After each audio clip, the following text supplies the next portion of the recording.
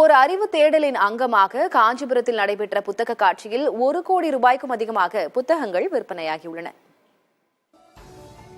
10 நாட்கள் களை கட்டிய காஞ்சிபுரம் புத்தக திருவிழா நிறைவு பெற்றிருக்கிறது.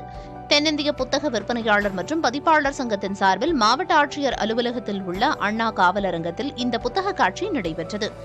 100க்கும் மேற்பட்ட புத்தக அரங்குகள் அமைக்கப்பட்டு 1000த்திற்கும் மேற்பட்ட எழுத்தாளர்களின் லட்சத்திற்கும் மேற்பட்ட படைப்புகள் விற்பனைக்கு வைக்கப்பட்டன.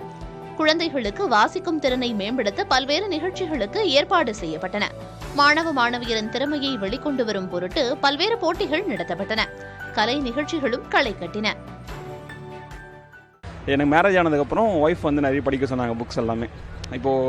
ஆக்சுவலி இப்போ இந்த 2 வருஷமாக நான் இந்த வாசிப்பு தீவிரமாக போயிட்டுருக்கு. இன்றைக்கி தேதி வரைக்கும் நான் இந்த 2 வருஷத்தில் ஒரு 220 புக்குகளை படிச்சிருக்கேன். மக்களுக்கு புதிய புதிய புத்தகங்களை அறிமுகப்படுத்த வாய்ப்பு கிடைத்ததாக கூறுகிறார் புத்தக விற்பனையாளர் ஒருவர். இந்த நிகழ்ச்சி நடக்கும் போது நடுவில் இந்த புதுசாக வந்த புத்தகங்களை மக்களுக்கு அறிமுகப்படுத்தினா இன்னும் அவங்க நிறைய வாய்ப்பு வாங்கிறதுக்கு வந்திருக்கேன். குழந்தைகள் புத்தகத்துலேருந்து பெரியவங்க புத்தகத்தில் எல்லாம் ஒவ்வொரு ஆண்டுக்கும் புதுசாக வந்துகிட்டே இருக்குது. அப்பப்போ இந்த புத்தகத்துடைய விரிவு மக்களுக்கு தெரிவிக்கணும்.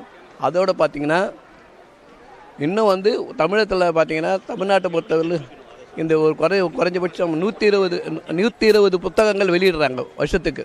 அந்த புத்தகங்கள்லாம் மக்களுக்கு எது வருதுன்னே தெரியாமல் போயிடுது. அதையும் இந்த ஸ்டேஜில் ஒரு ப்ரோக்ராமில் நடுவில் சொல்லி வச்சு இந்த பப்ளிஷர்கிட்ட சொன்னீங்கன்னா அந்த புத்தகத்தை கொடுப்பாங்க அவங்களுக்கு. அதை அறிமுகப்படுத்தினா இன்னும் அவங்களுக்கு நல்ல ஒரு வாய்ப்பு கிடைக்கும்.